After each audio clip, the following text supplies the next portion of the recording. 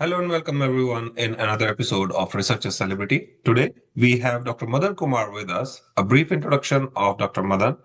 He has done his bachelor's in botany and master's in biochemistry from University of Madras, and he pursued MPhil and PhD in biochemistry from University of Madras, but at a National Institute of Research for Research in Tuberculosis, Chennai. He joined Indian Council of Medical Research, worked at Jalima for over a decade, and currently he's scientist D at, again, back, National Institute for Research in Tuberculosis, Chennai. With this brief introduction, we'll say thank you so much, Dr. Madan, for taking time out for this conversation. Thank you. Thank you for inviting me to this conversation. Thank you, Dr. Raja. We always start these conversations that how and when you decided that you want to become a researcher. Yeah, during when we were doing our masters, no, I think that was a time during which we used to know about research. Actually, when we do our academics, we are more into studying our books, and we don't know. We are not so much exposed to what research is all about. But once we see like do while doing our MSc, like dissertation project, then we come to know the nuances of research. Then we come to know like okay, well, after if I'll pursue research, probably we'll be able to hit at something. Probably will be that will probably be something very interesting. So that actually when I started my MSc dissertation work, it was about studying the efficacy of two drugs on myocardial infarction. So there it's the I studied that work was on animals actually. So it was on diltiazem and lisinopril on myocardial infarction in rats. So it was something that actually showed me the path to research, like actually what how research is and what research is. So how do we get about it, and what are the things that needs to be done to accomplish a research. So the journey started there, and once I did my MPhil project, so MPhil project again showed me like, okay, I can travel on this path actually. Probably this will give me some interesting leads, and I'll learn and I'll get many learnings. And probably we can get something out of this that may be benefiting the society.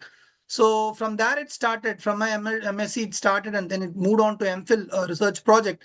And then when I joined my PhD, it went into full-fledged research journey.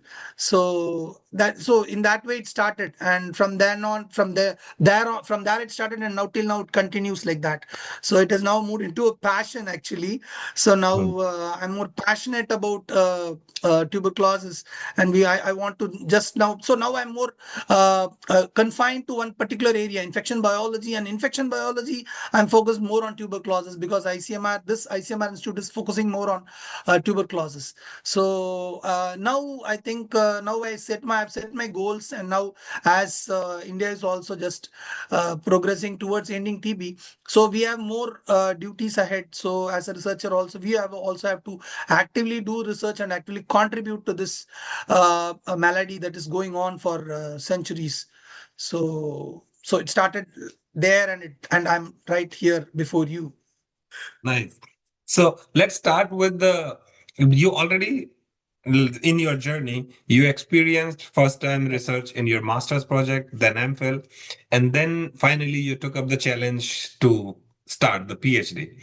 So Yeah. starting for that first stage, when you decided, what were the parameters which you consider while choosing an institute? Because part of these conversations motive is that when the young researchers are in a dilemma or thinking about things like where they should join, what are the things they should join, so that after listening to these conversations they can have some clarity in their head. So let's start with your first step.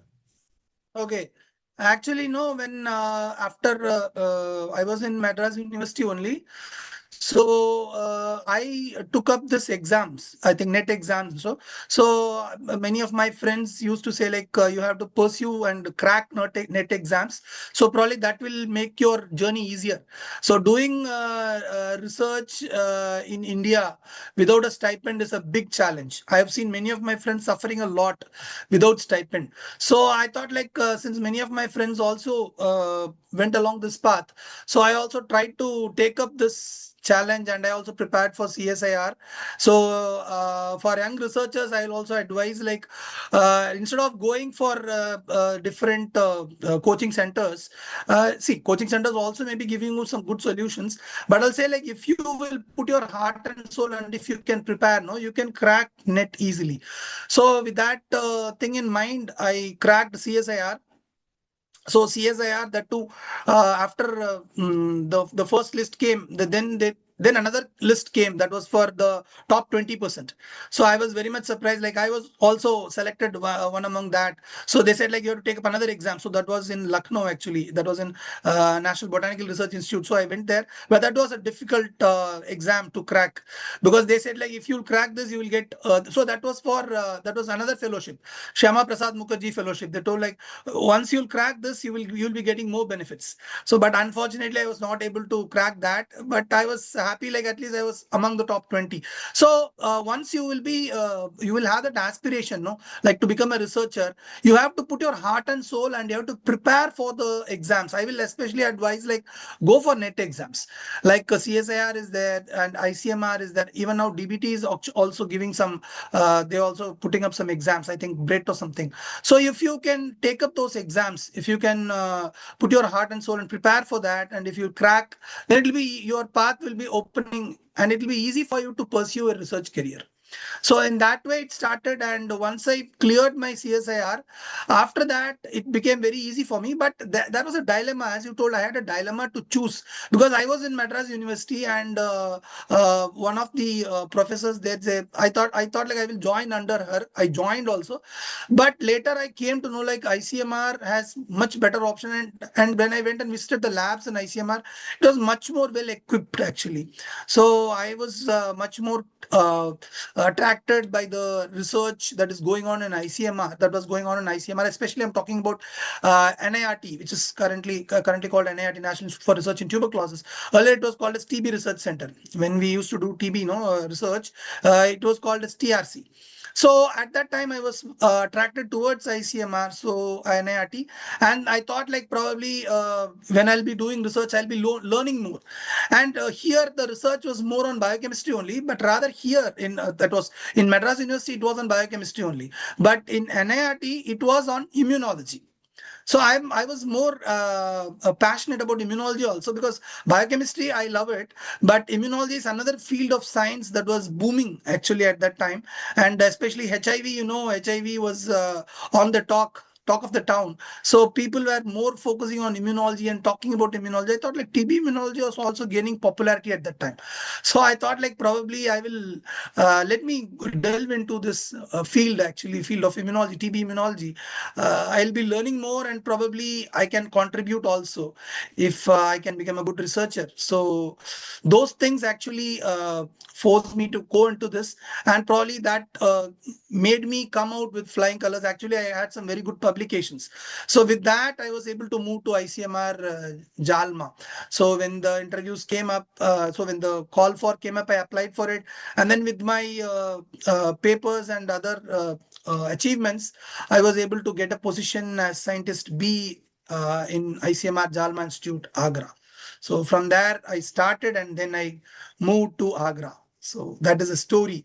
So what I will say is, you for the young researchers, just you have your goal set. Like if you want to follow this research path, you have you have to work hard and just try to set your goals and work hard for it. So that is very much needed because many of the students I see that is lacking. Probably they see like they go and join some academies, and okay, that joining academy I don't see like probably there. I think. Some of the academies they give more they put the students under more pressure or something. So probably if you can prepare on your own, no, you can do it at your own pace.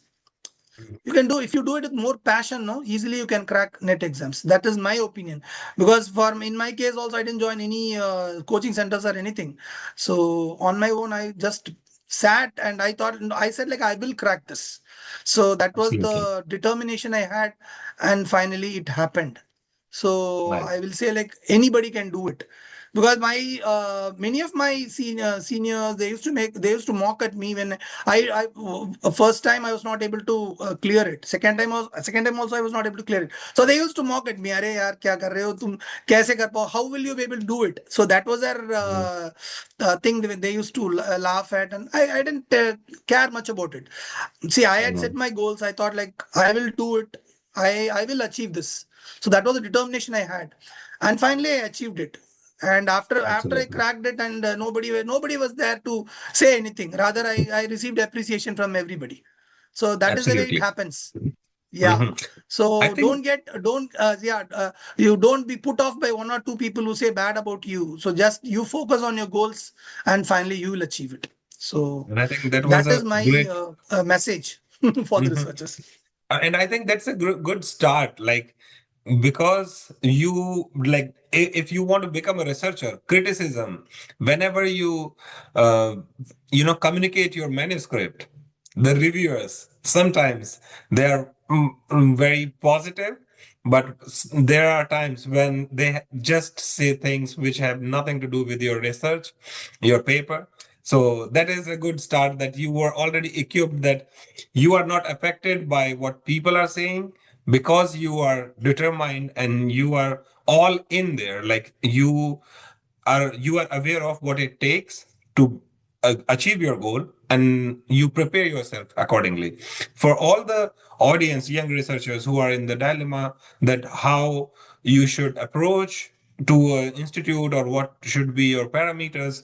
So as Dr. Madan mentioned, if you can secure your own funding through all these fellowships, that is the best way to start, because now you are not afraid that what will happen if the funding will go midway. So that gives you that financial independence. Second point about the infrastructure, like what are your research questions, what are the areas you want to pursue, and whenever you are doing that, then you are also aware that the institute, how is the infrastructure in there, and then once you are aware of all the things which you need during your PhD, then you can always, be more firm again on preparing for the research project.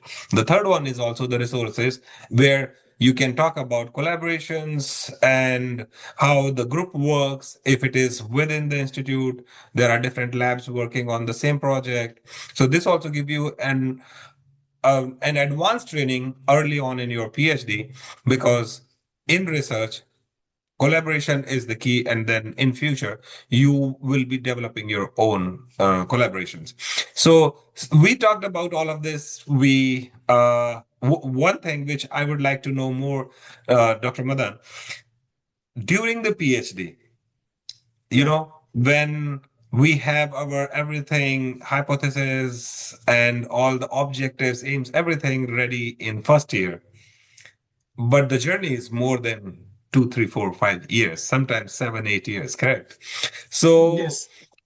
how was that journey? And then the challenges you faced, and based on your experience, now what you can guide the next generation. See, actually, PhD journey, I will say like it's a tough journey. Tough journey. I think young researchers must not be put down by that statement. Actually, it's like probably a paradise is lying over there, but your path is full of thorns and all the things. So you just have to walk over all this, and finally you will find roses.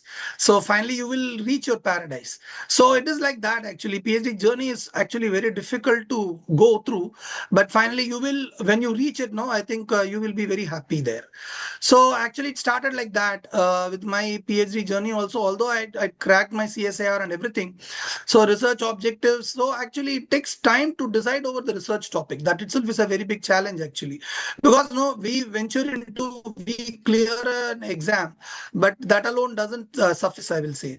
We have to sit back, and then we have to become a full-time researcher by reading more research articles, developing the research question. So like what will be my actual research question, how will I take forward my research, and what will be the objectives that I will frame for this research question, and how will I achieve these objectives, and what will be the methodology that I'll be following for it. So this must be drafted in a meticulous way. So I will say like that is very much needed. So which many of the young researchers after clearing CSIR, no, they think like, okay, that's done. So it's not like you're not going to get your PhD tomorrow. Cracking CSIR is just a gateway. You've got a gate pass, okay. So with that gate pass, now you have to go inside and you have to reach your paradise. Okay, so for that you have to take all efforts. So that takes time. So to become a good researcher, the young researchers must put efforts, sit back. So it's not like reading books. So the academics is part is over. So now you are a researcher. So you have to read articles, more research articles, gain more knowledge, and try to frame good research question, and then based on the research question you have to frame your objectives, and with that you will frame your entire research work. Once that is done, you can discuss it with your research supervisor, and after that your research can be framed. How your research will be done, that can be designed, and then it can be executed in phases. So actually this is the thing where many of the students fail actually. So they don't know how to go about, so they rely entirely on the research supervisor. So the research supervisor, for everything they cannot do everything. So they think like from the scholars end also they must put their efforts.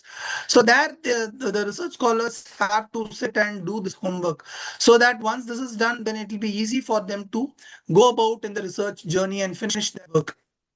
Actually, no, doing research in tuberculosis itself is time consuming. Actually, when I joined in 2004 in NIRT and I finished in 2009 actually. So that's a very big, what time I will say, like, which I've spent in research. So actually, it takes time to finish your work. So it's not like you should not be put down with that.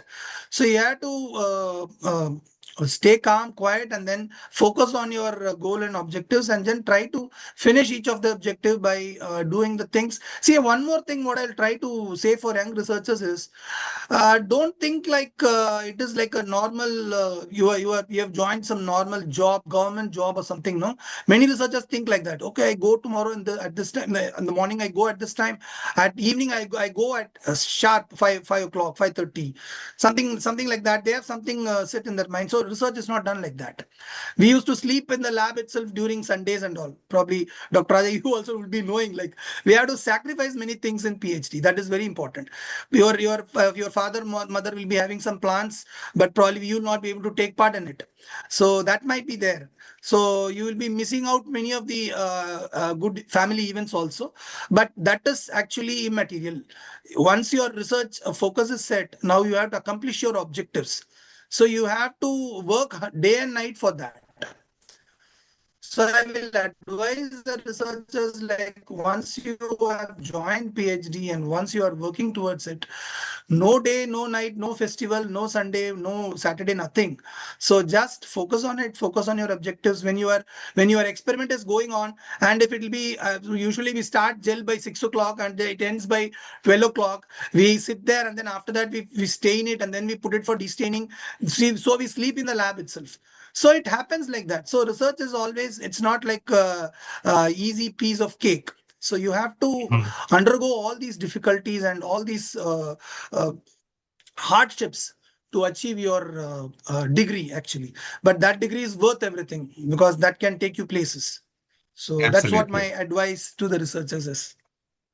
You touched on the one of the things which we try to discuss in these conversations, that having that work-life balance, as you mentioned that there will be days for sure when you'll be in the lab for more than 10 hours. There will be days where you are going to miss some of the family functions or friends events, whatnot all.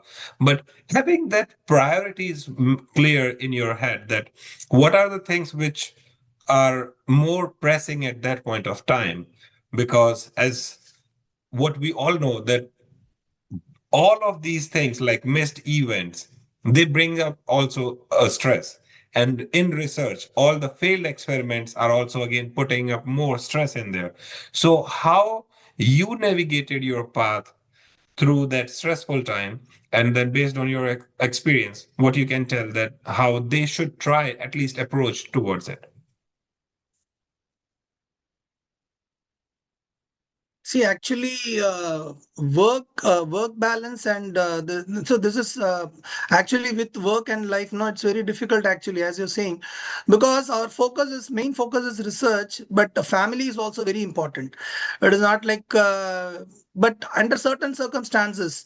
So I used to convince my mother and father, like, okay, this time I missed it. Next time I will try to make it at any cost. So I try to Mhm. convince them.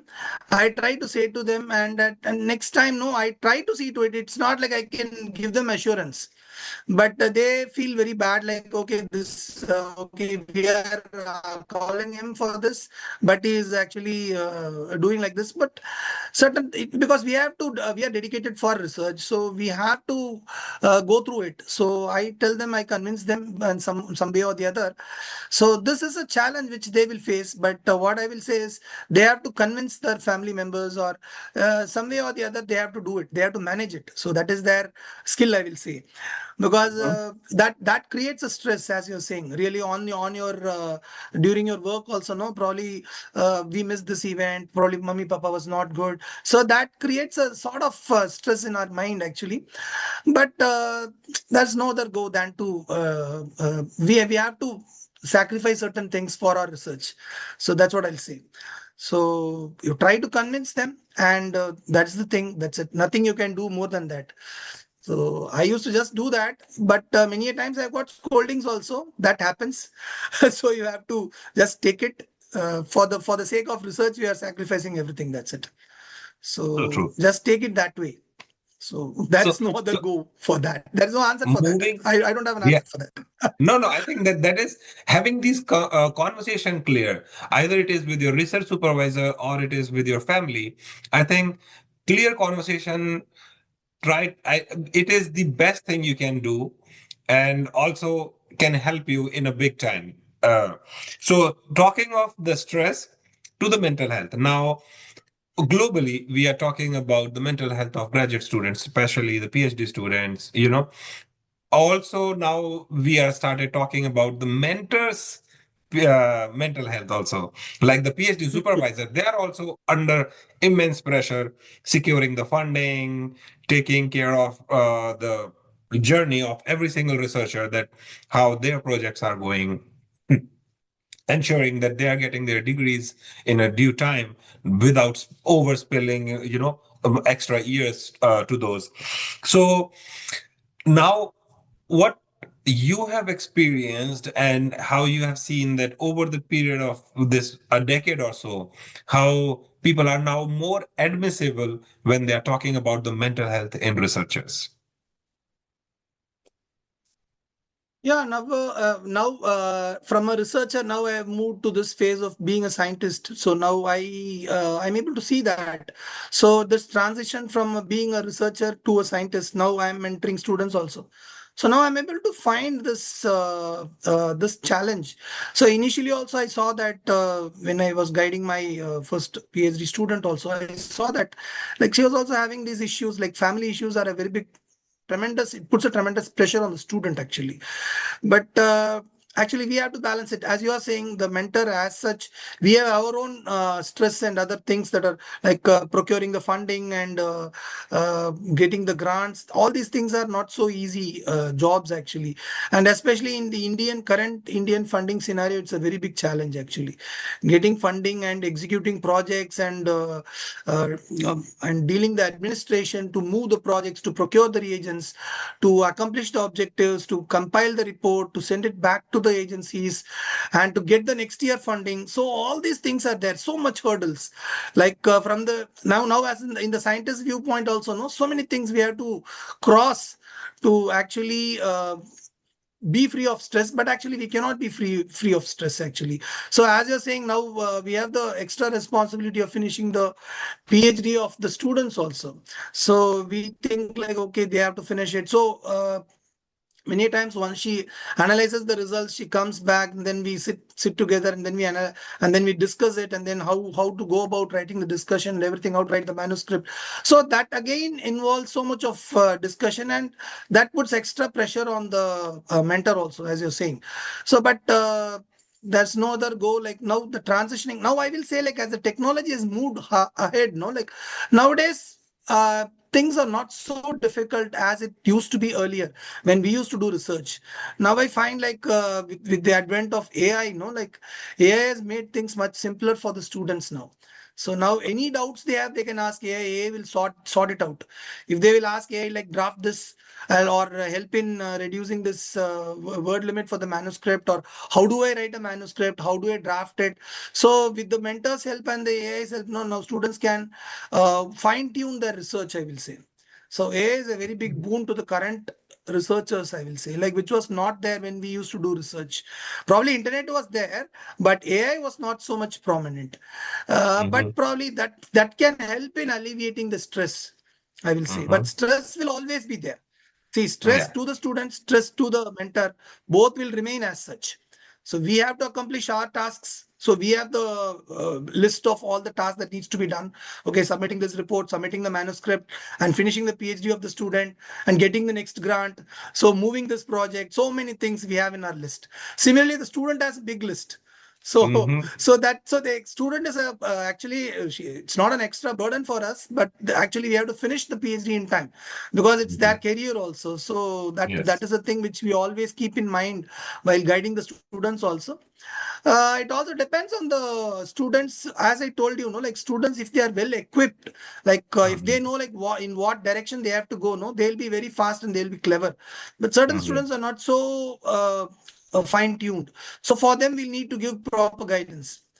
But Mm-hmm. we cannot be with them all the time. So they should realize that also. Absolutely. And I It think is that is not part of like the training. we'll be there in each and every thing, whatever they'll be doing. Like we'll be just there. That's it. So any doubts or anything and anything related to research, we can be there to guide, but not. They have to be on their own. They have to be independent. So that is what each mentor desires. So they Mm-hmm. must be independent. They must become an independent researcher. Guide will be there to guide them. That's it. They cannot be totally dependent on the guide. So I think Absolutely. this transition is good actually, but with the advent of the technologies, I think things have improved, I will say, when compared Mm-hmm. to the earlier Absolutely. years. So true. Like I think not many of the students now go to library where we used to go to the library, have those hard copy journals published, take notes, and then come back, discuss it with your supervisor. Yeah, that's obviously the technology has changed research in different ways, but it also brings immense pressure on the students because now they have to publish fast. The expectations from the students are so high, either it is for the fulfillment for their degree or for their own peer pressure because okay, in that cohort someone has published in a high impact journal and somehow they are not getting all the data. So there it comes about, this pressure which sometimes take a different route when people start, like the researchers start writing some things which are not there or try to manipulate those data. This is something which I think in past 2 decades have gone really high about the use of malpractices in publications. So what you can suggest if a student is going through that stress that they have to publish it fast or because of the peer pressure, because of their degree, how they should approach these challenges? Yeah, this is a very good thing what you have raised. Actually, this is a very big challenge which the students face. That stress that is on their head, like they have to publish it fast because their peers are doing it and they are not able to do it. They have generated data that is not sufficient. So even if they will pitch it for a publication, again the publisher will say like your data is not sufficient for publication. So they will need to go do some experiments and then finish it and something like that they used to get. But apart from that, malpractices and cooking data, this has also become very common because of the stress. Now the students try to resort to these malpractices. Actually, this is a very bad thing that is going on, but actually this, I will say, like this can be tackled only by the mentors. The mentor, the pressure that they put on the students, know that that must be minimized, that must be reduced, because the mentors, if they want the data to be good, and if they want the students to follow the ethics, publication ethics, then the mentor also must be there. So they should work hand in hand. I think with that thing, no, like getting the data, so they can discuss with the, say in my case, what I used to do, no, I used to discuss with my student, the researcher, research scholar. I used to ask her for the raw data. She Yes. used to give me the raw data, and then she used to analyze it, and also I used to do it parallelly. So and then once she brings the data, then I used to see everything, like how far things are going on. And so there is no chance of the student doing some malpractice over here. So anything and everything is very evident, like once they provide the raw data to us. So it's very so the student cannot do anything that is not known to us. So that is one thing which can be. So the guide or the research supervisor must be very vigilant. That is very important. And also they should not pose so much of stress on the research scholar, like they will resort to such malpractices. So if you Mhm. constantly pressurize the research scholar to do it in a very short time frame, then the researcher will or may resort to such malpractices. So what I will say is, if you either doubt the integrity of the researcher, then try to get the data, whatever they have generated, the raw data, and then try to sit and then discuss with them, and then you have the plans of how to analyze it. And then you go ahead and analyze it and guide them, and hand holding is very much needed in this. I will say like that can solve the problem to a very good extent. In many cases, this doesn't happen. So everything is put on the research scholar itself. Then the research scholar doesn't know what to do. So they don't know which path to follow. So then they resort to these malpractices. So once the guide knows this, once the research supervisor tries to handhold the student, the scholar, then probably this problem can be solved. So that is what I Absolutely. felt, because with my students' experience, I felt that with her, she found it very easy to analyze. And whenever she used to analyze, she used to come and show me the data. And it was, she used to do everything, not like, but I had the raw data with me.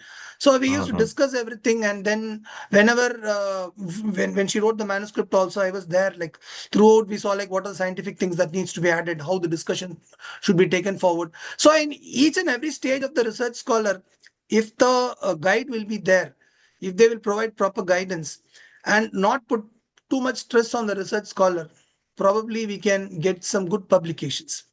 So not Absolutely. cooked up data, or that will not be there, because that breaks the research integrity.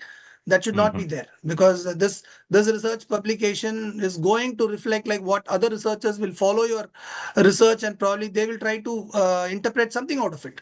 So we have Yes. to be more responsible. So they research scholars also must understand that they are more responsible.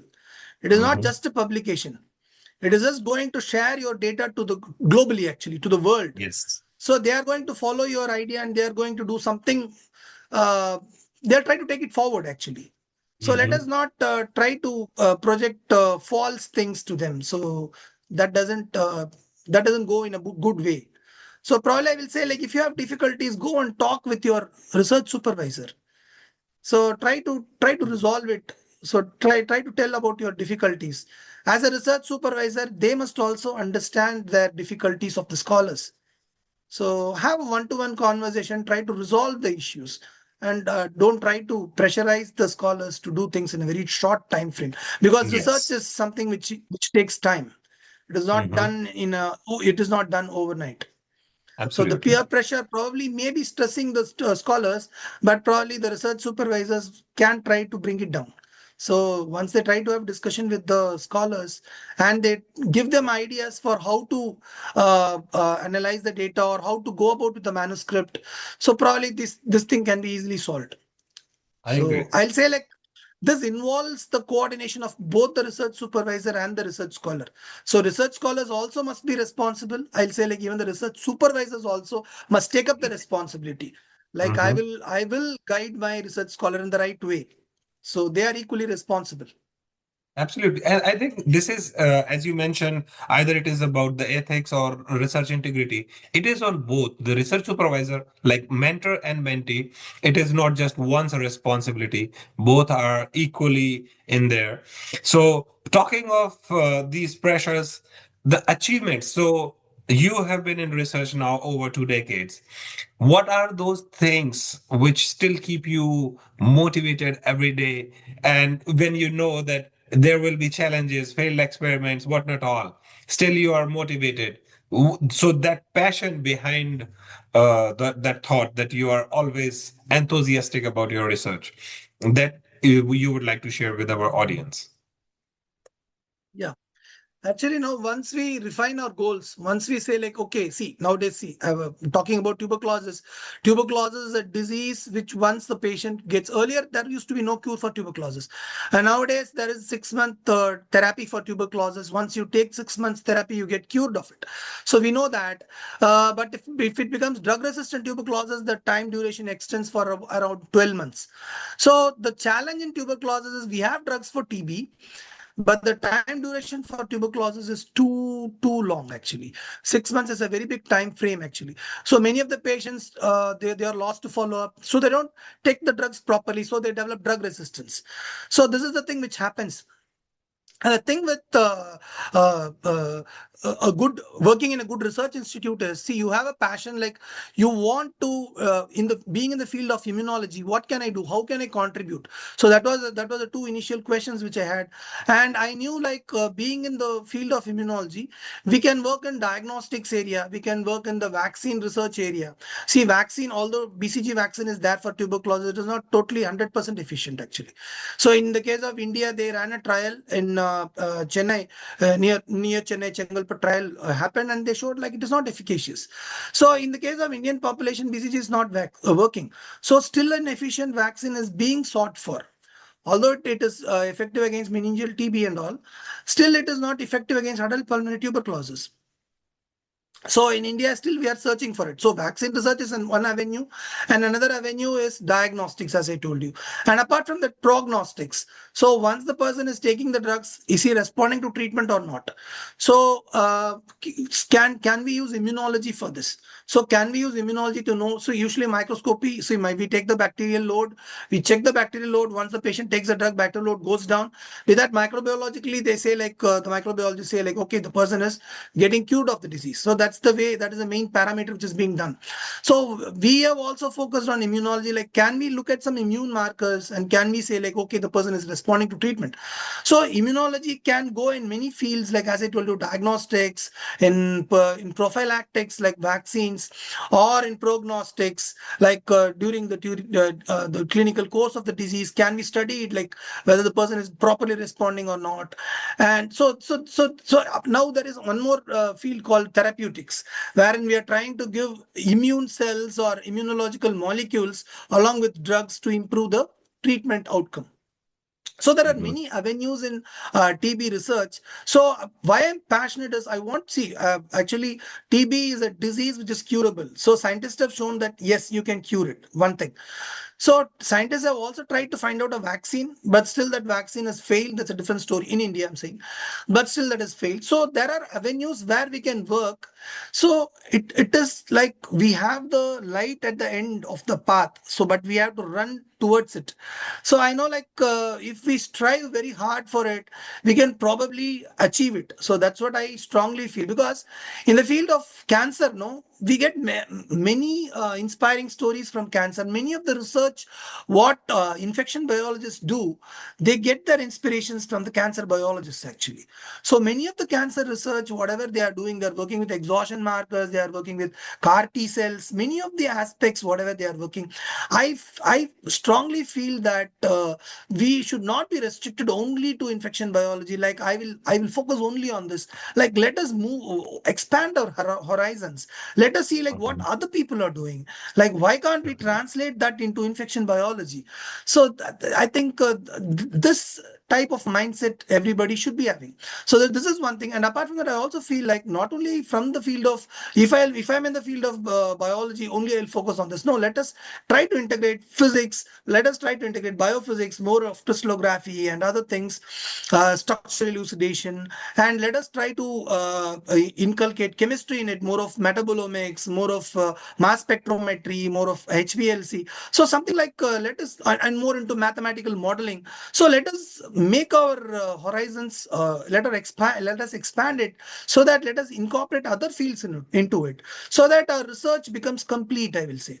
So just Absolutely. focusing on biology alone, I'm a biologist, I'll just focus on infection biology. No, just focus on other fields. Even NCDs, there non-communicable diseases are there. So there also Hmm. people are doing wonders. Their research is really exemplary in cancer biology or non-communicable diseases. Why can't we get some inspiring stories from there, and why can't we translate it, and why don't we try to implement it in our research? So this is what Yes. other researchers also can do. In that way, you can develop a passion like, okay, if they can accomplish it in their field, if I can bring it in my infection biology field, so how can it? Probably it can work wonders. We don't know. So See, many infection biologists, they are working in, since their focus is more narrow, I will say, like many of them. So I think now I see transition also, and many of them are trying to translate those ideas here. So I also feel like such things must happen, and we must have an interdisciplinary research yes, which integrates other branches, other disciplines of science and other subjects. Probably that will make it wholesome, actually. A holistic absolutely. view of research is more needed. I think that is a need of the hour, I'll say. So So true. once you will have a good idea about all this, once you will collaborate with many researchers from different areas, probably we can do wonders, actually. So this so that passion will come inside you, like I can Hmm. do it, and once I explore it in a different way, like thinking out of the box, Yeah. I can make a difference. I can make a And I difference. think So this will I, come in researchers. absolutely. And I think this is the perfect way to wrap this conversation. You summarized it perfectly fine. Like keeping this, giving back to society, making that change, bringing all the different sciences together, making it interdisciplinary so that the impact for society is enhanced. With this, we'll say to all our audience, if you want to write to Dr. Madan, you can write to him. If you want STEM for Society to put you in touch with our researcher celebrities, we are there to support you in the way we can. And now we'll say thank you so much, Dr. Madan, for this great conversation. And we wish you good luck. Thank you, Dr. Raja. Thank you for inviting me to this conversation. And I hope like young researchers will get more inspirations from this. And if anything is there, I think you can just mail me or you can just call me. I think Dr. Raja, I think just share my email ID so that they can just get in touch with me. So all the best to all the researchers. And thank you, Dr. Raja, very much for inviting me on this great conversation, for this great conversation. Thank you very much. It was our pleasure. Thank you so much, Dr. Madan. For all the audience, I will say stay tuned for another episode of Researchers Celebrity.